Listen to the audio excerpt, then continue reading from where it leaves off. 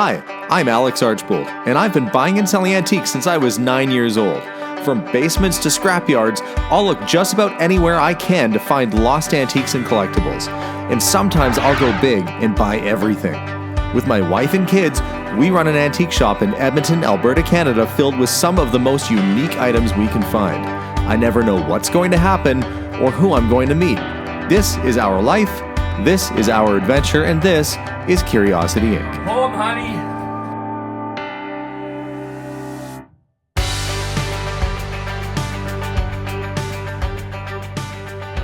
Today is an exciting day. I got the phone call from the shop that the paint is finally done on the car and I can come pick it up. This car was disgusting when I got it, and honestly, it had all sorts of debris. Raccoons had lived in it, rats had probably lived in it. It had been destroyed. And so this paint job is a long time coming. That's why it was taken apart. That's why it was shoved outside. It was a fine car that was just set aside for paint that never happened. Well, until today. So let's go down to the shop, see what the paint looks like, and now I can really start to think about assembly on the car and getting it all put back together.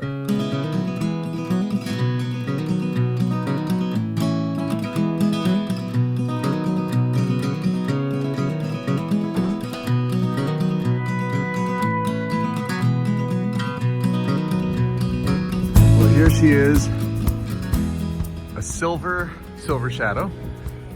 I went with the very close to the original color that this car was. Tow truck is on its way. We'll get it home and have a really good look at it once I have it at home indoors.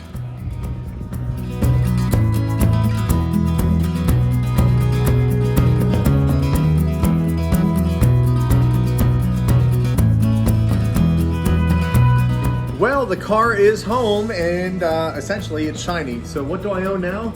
A shiny non-running Rolls-Royce convertible, but that is a big improvement, and overall that's going to be the biggest thing, the value of this car. Getting it running shouldn't be an fingers crossed because it is turning over well and the brakes are working, so those are two major hurdles I don't have to worry about. I'm going to start with the assembly on the car now, and that's when it's going to go from looking like an unfinished project, you know, missing its grille and bumpers, to actually looking like a real working automobile again. So I'm gonna start digging my way through the boxes and start getting things set up and sorted out. First order of business is gonna be getting some of the extra body pieces put back on, like the gas cap cover, or the fuel door, the jacking plate covers, and the top grille where the vents are. I'm gonna start getting these mounted on because they will be out of the way and I don't want them getting accidentally stepped on or chipped or anything like that. I was actually missing these pieces and I found a company online that sold these new, but thankfully I was able to get a pair and they're all painted up to match and get these on the car. There we go, one down, one to go. And jacking plate number 2 should just push on just like that. There we go. Next up, we're installing the gas cap door, or the fuel door, and it's really hard to reach because the bolts are on the inside, so I'm having to reach up in there with my socket to get it. But I think I've just about got it on. Now to attach the spring and see if it works. There we go, one fuel filler door. And if I reach down in here, I haven't done anything in the trunk yet, hold that. Oh, yeah, you can hear that just fly right open. Okay, as long as it's not bumping into the paint, should be okay. But that is working now. That's 3 less things I got to worry about. See what I'll move on to next. Next, I'll install the grille that goes over top of the air intake vents. I have to make sure that the grates are down and screwed in, and then that goes in on top. Also, made sure to clean this out really good so that these jets don't clog when eventually I put washer fluid through. Chrome needs to be polished up a little bit. It's not going to be 100% perfect, but at some point maybe I'll look at getting that replated. But for now, that will go on the car. And I've got to dig out the hose to attach the washer fluid to. Okay, got that guy installed. Now, let's see, what should I do next? Maybe I'll move on to the trim on the hood. It's kind of fun going through everything, getting all the bits back on. Power antenna mount. And it's a little bit of a maze as I start to work my way through the wiring. The last person, thankfully, when they took the wiring off the car, well, one thing they did is they cut it. That's not great. Repairable, but not great. But they did mark which at least one side of the wire was, so I can see that one says black. they've, someone at some point has replaced these wires with two similar color blue, well, they're the exact same color blue wire. So if that wasn't marked, it'd be almost impossible to figure out where it went without taking some real time inside the fender. But black goes to black and then red goes the other one. I'm gonna strip these wires back and solder them together, get them joined up, and reattach the side marker lens. Then same thing on the other side, and then work my way into the headlights. Now, the only issue I've run into so far is that I don't see the wiring for the headlights yet. I'm hoping that it's just fallen deep down inside of the fender well or up by the grille, because if I don't have wiring for the headlights, I might be in trouble. But worst case scenario, I do have a parts car I can pull parts from, but kind of hoping that the wiring is all intact on this one. And I discovered the problem with the headlights. As I line up my buckets, I can see that someone has come along at some point and cut the wires so they could pull the headlight out through the front versus tracing it back and trying to disconnect it.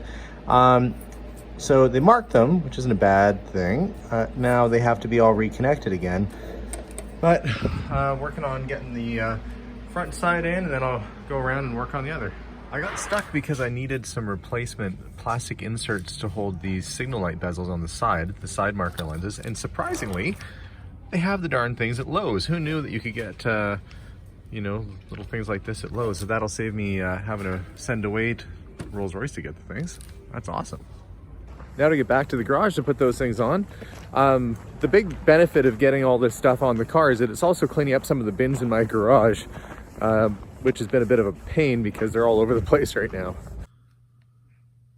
They had two sizes, so I bought them both because they looked really close. So I'll put whichever one is the best in that little hole there. Should just push in. And I've got to kind of push a little bit of, looks like body filler perhaps, through, as to carefully not crack any of the paint around it, so that one of these will fit in there too. But once that's in, I should be able to screw this on and get the light bulb back together. One down, that guy's in.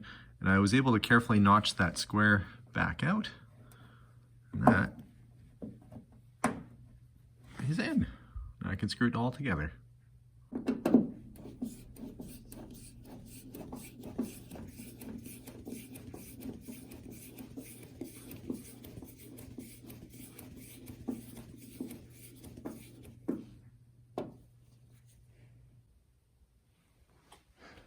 The car feels bigger than when I had it in here last. There's barely enough room to work. I've been getting the headlights on. I've got the side markers on, you can kind of barely see. But now I'm putting on the trim piece. Yeah, it's just kind of a tight fit down here. But I am glad that we did take the car, or that the car was taken all apart, because then you get all the nice fresh paint underneath, and it's not a taped off kind of amateur job. So that looks a lot better. I'm gonna attach these, and the headlights should just about all be in. Getting the rear handle put on, and one thing you ought to be careful when you're putting bolts on the inside like this is that if you drop it, it's going to fall down in there and you're never going to see it again. It's going to be like the point of no return, so you have to be really, really careful threading these on. I'm going to get the door, well, the trunk handle on, and then there's a sort of a chrome decorative plate that goes over top here. But have to be careful not to drop it. Well, I am lying on the ground, sitting here a little bit defeated. I was attaching the rear latch on the back. I had the keys, made sure that they worked, and I was test fitting it when it had the ominous click of closing, and the trunk is now closed and won't open. The problem is the little rod that attaches to the lever fell off, I presume, and now there's no way of getting inside the trunk. Well, there is one way, and that's why I'm down here. The only way to get inside of the trunk, and if you ever need a emergency break-in measure for a Silver Shadow like this, the only way to get inside the trunk is to manually remove the spare tire off the bottom, push your way through into the trunk. Now, lucky for me, I didn't have anything in it. If your trunk is full, you're pretty much out of luck. So I push the stuff out of the way, and I can see the screws that hold the trunk lid mechanism on. My goodness. So I'm going to take a break right now, but then I'm going to get back to breaking into the trunk of my car. Not a major setback. Well, maybe if I can't open it, it'll be a major setback, but it's a setback right now nonetheless. So this was the plan. I reach my hand, which barely fits through there, into this hole with this screwdriver and try and reach that little point back there. I have the screws out. Whew, now it's time to go around and see if it actually got it unlocked. Any luck? Oh, thank goodness. I wouldn't wish that on my worst enemy. I might leave that plate off for a while, but if you had stuff in your trunk, you wouldn't be able to do that. So I guess a word to the wise, if you've got a Rolls-Royce Silver Shadow, keep your trunk empty at all times. And found the problem. This little piece right here is on in the wrong position. It needs to be loosened up and moved over so it's about like that. Then it would press down on the button. So I'm gonna do a little adjustment here, see if I can't make it work. Okay, I think I figured it out. Somebody had this plate right here actually upside down. So I took it off, switched it back around, and now I can see there's proper place for that bolt to travel. They've got a little notch cut out there for it to move back and forth. So let's put this in and see if that does the trick. And for those of you at home watching who are wondering, hey Alex, why didn't you test fit that first? Well, that was supposed to be my test fit. I didn't mean it for it to latch on me like that. That was a big surprise. I've given this some oil. I'm gonna try this again another time here. And I'm not putting the spare tire on yet, just in case some horrible thing happens again and I get stuck out of my car. But I'm pretty confident this is gonna do the trick. Having that lever upside down, I would never have been able to get this thing working properly the way it was. So somebody had it apart, didn't know where the pieces went, and they just kind of did their best to guess where it went.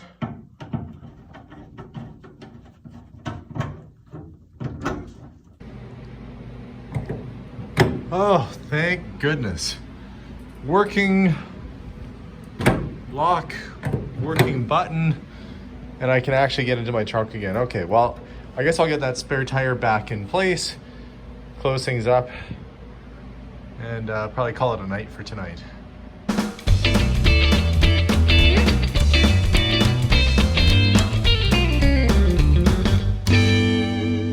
Now that the nonsense with the trunk is sorted out, and let's not do that again, shall we?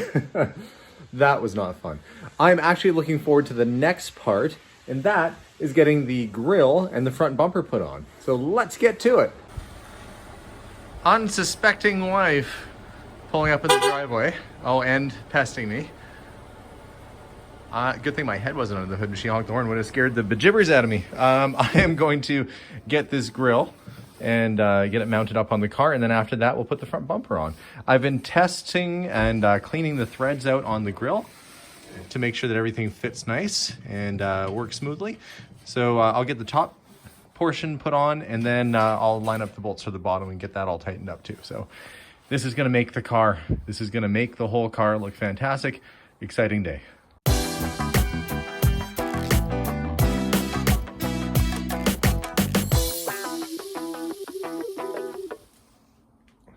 That's looking good and proper already. Now, before I tighten this down completely, I just have it threaded on with 2 bolts because there's a few adjustments. One, this little plate that butts up against the grille has some back and forth movement, and I think it's gonna need to move forward a bit. The other is that you wanna make sure that I'm talking like I've done this before, but I'm presuming you're gonna wanna make sure that these little holes right there line up properly. And that one needs to be twisted. That one's okay. They have to go over a tiny bit more. Those bolts should go in, and then I can make all the adjustments up top once that's done. I noticed that my grille was missing one of the brackets to hold it onto the bottom. Lucky for me, I have a parts grille that had the missing pieces right here in my hand. Also checking right now to make sure that this gap stays more or less uniform all along. And I can see it gets a little bit tight there, but it is not binding, which is important because you don't want to chip all your nice paint. So if we open that hood, it's pretty close. I'm probably gonna have to back that off a little bit and readjust. Okay, and I think that is clearing now. So I'll tighten the bolts back up. I just did a little lateral movement. You can see it moved over a little bit. Get that all tightened up, and we should have the grille just about on. Next up, time for the bumpers. I did order some new brackets.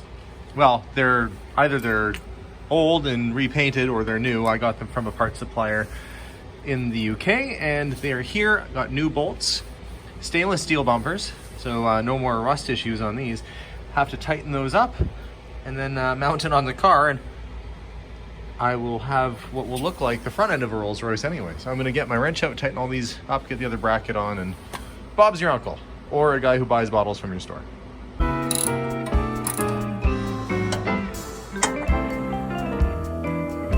Well, after several hours, well, probably about 2 hours of work, I got the front grille and the bumper on. And I must say, it's looking pretty snappy. It looks almost like a real Rolls-Royce, not a pretend one. There's still a lot to do though. On next week's episode, I'm gonna start working my way through the interior. Hopefully by then the gaskets will come for my taillights and I'll be able to start testing out some of the electrics on the car. But I'm hoping also that we'll get the carpet in. So stay tuned for next week's episode. Got a lot done this week and it's starting to look pretty good. Thanks for watching very much. We'll see y'all soon and bye for now.